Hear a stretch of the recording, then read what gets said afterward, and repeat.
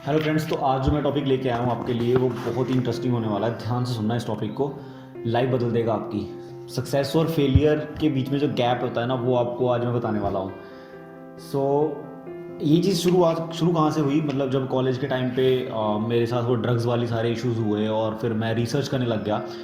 तो मैंने क्या फाइंड आउट किया कि भैया बच्चों की गलती नहीं है, कोई भी गलती है एजुकेशन सिस्टम की। अब मैं ये बात क्यों उठाने लग गया भाई, ये चीज़ मैंने क्यों उठाई कि भाई एजुकेशन सिस्टम की गलती है। अब यहाँ पे थोड़ा सा मैं इस पार्ट को मैं स्पिरिचुअल एंगल में लेके जाना चाहूँगा पहले, फिर आपको थोड़ा पूरी बात कंक्लूजन में समझ में आएगी। अब एक चीज़ देखिए आप, हम सब सोल हैं, आत्मा है हम सब लोग, मतलब शरीर में बैठी हुई आत्मा, इस शरीर में बैठी हुई चेतना, कॉन्शियसनेस, मतलब living body minus consciousness is equal to dead body. ठीक है, तो मतलब कॉन्शियसनेस और आत्मा को अलग नहीं किया जा सकता, चेतना ही आत्मा है, एक तरीके से हम कह सकते हैं। अब एक चीज देखिए कि आत्मा सब में सेम है, एक कोई चीज है, पर्टिकुलर कोई चीज है, वो सब में सेम है, तो मतलब सबकी हरकतें भी सेम होनी चाहिए। फिर सबकी हरकतें अलग अलग कैसे हो जाती हैं? आत्मा सब में एक जैसी है, सबकी हरकतें अलग अलग कैसे हो जाती हैं? आत्मा को जैसे बोला जाता है कि परमात्मा का ही अंश है, तो अगर भगवान गलत नहीं है तो आत्मा भी गलत नहीं होनी चाहिए। फिर आत्मा गलत क्यों हो जाती है?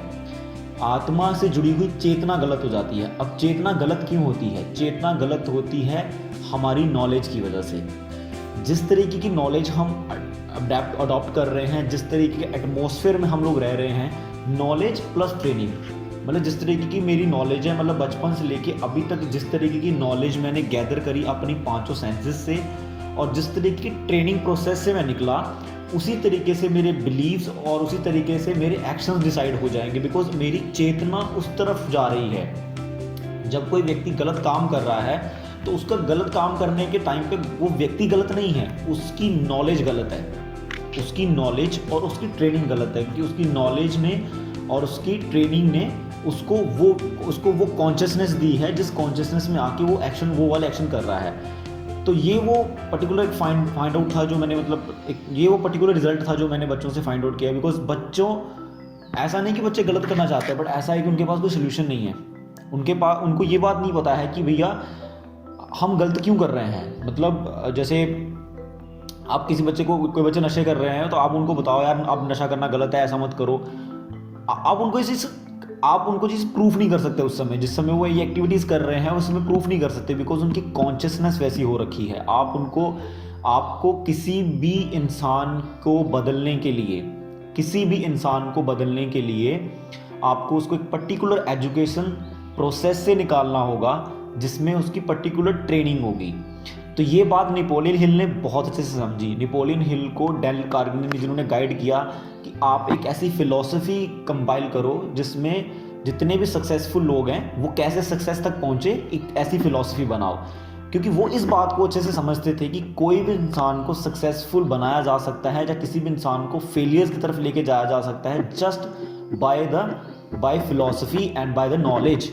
जो जैसी नॉलेज सक्सेसफुल लोगों ने, मतलब जो लोग सक्सेसफुल हुए, उनकी चेतना वैसी बनी, तब जाके वो सक्सेसफुल हुए।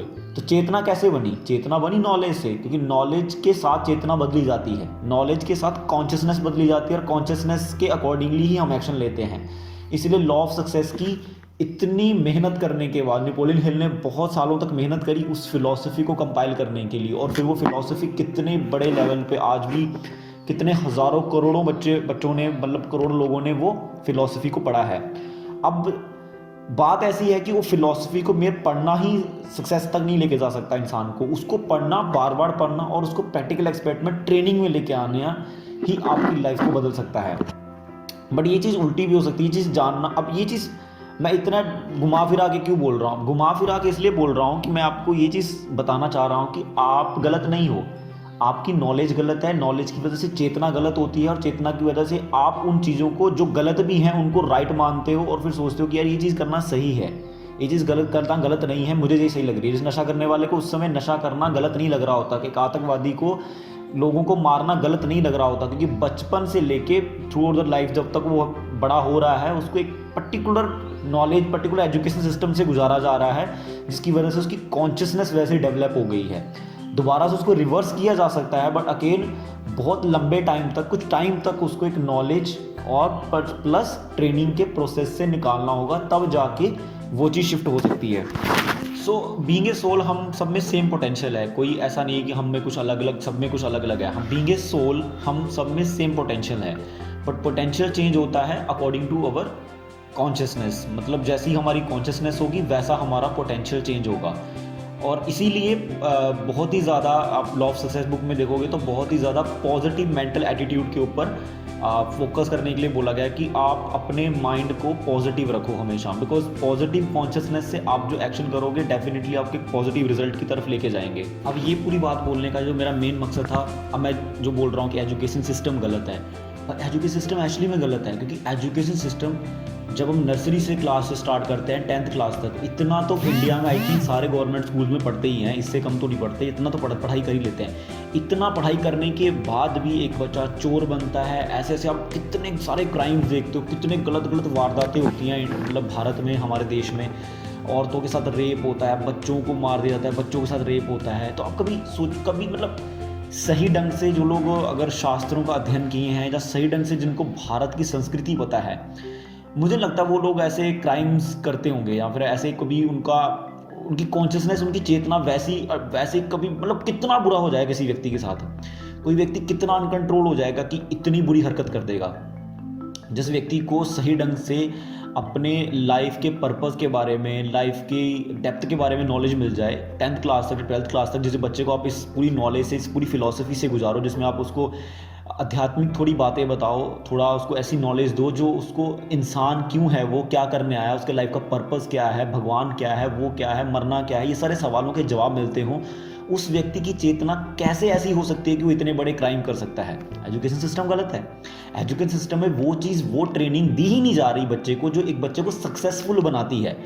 अब सक्सेस से मेरा मतलब यहाँ पे पैसा कमाना नहीं है भैया, सिर्फ सक्सेस का मतलब सिर्फ पैसा कमाना नहीं होता। आप पैसा कमा लोगे आप सक्सेसफुल हो गए, अगर आपके पास हेल्थ नहीं है तो, अगर आपके पास पीस ऑफ माइंड नहीं है तो, अगर आपका अपनी सेंसेस पे कंट्रोल नहीं है तो, अगर आपको लाइफ का पर्पस ही नहीं पता, अगर आपके रिलेशनशिप सही नहीं है तो आपकी सक्सेस नहीं है। ये 6-7 पॉइंट होते हैं जो हमें सक्सेसफुल बनाते हैं। तो जब अगर मैं एज ए आत्मा, मेरे अंदर उतना ही पोटेंशियल है जितना परमात्मा के अंदर है, बिकॉज सेम है, बिकॉज मैं आत्मा परमात्मा से आ रही हूँ, सेम पोटेंशियल है हमारे अंदर। बिकॉज मेरी चेतना खराब हो जाती है मेरी गलत तरीके की ट्रेनिंग और गलत तरीके की नॉलेज की वजह से, दैट्स वाई मैं डिग्रेड होता हूँ और मैं एक फेलियर फिलॉसफी को फॉलो करते हुए फेलियर्स की तरफ जाता हूँ। और मुझे उस फिलॉसफी में ये ऐसा नहीं कि जो सक्सेसफुल लोग हैं वो फेल नहीं होते, बट उनको फेलियर्स को भी देखने के लिए एक अलग उनके पास पर्सपेक्टिव होता है। और वो पर्सपेक्टिव कहाँ से आता है? अगेन कॉन्शियसनेस से। और कॉन्शियसनेस कहाँ से आती है? अगेन नॉलेज से। So this is the biggest trap. ये वो बड़ा ट्रैप है जो एजुकेशन सिस्टम हमें देता है, जो हमें सिर्फ और सिर्फ पैसा कमाने के ऊपर फोकस करता है, जबकि लाइफ की रियल सक्सेस क्या है, लाइफ का रियल मोटिव क्या है, लाइफ में लोग इतनी बड़ी बड़ी गलतियां क्यों कर रहे हैं, इसके पीछे का कोई जवाब नहीं मिलता हमें, बिकॉज स्टार्ट ही गलत हुआ है। तो क्यों जवाब मिलेगा? अगर आपको जवाब दे दिया जाएगा तो फिर बिजनेस कैसे चलेंगे? जब अंग्रेज भारत आए उस समय तक भारत में बहुत पैसा था। भारत में घूमने के बाद अंग्रेजों को ये बात समझ में आई कि यहाँ पे गरीब या फिर मतलब भिखारी नहीं है यहाँ पे लोग बहुत। हमें पता है पुराने लोग बहुत अच्छे थे, पुराने लोग बहुत अच्छे थे। तो पुराने लोग क्यों अच्छे थे? उनकी चेतना कैसे अच्छी थी? उनकी नॉलेज और उनकी ट्रेनिंग की वजह से। तो अभी क्यों इतना क्यों फ्रस्ट्रेशन आ रहा है पूरी सोसाइटी में? अमेरिका में जब इंडस्ट्रियलाइजेशन हुआ उस समय जो फ्रस्ट्रेशन आई उनके यूथ में, आज हर एक कंट्री में फ्रस्ट्रेशन देखी जा सकती है।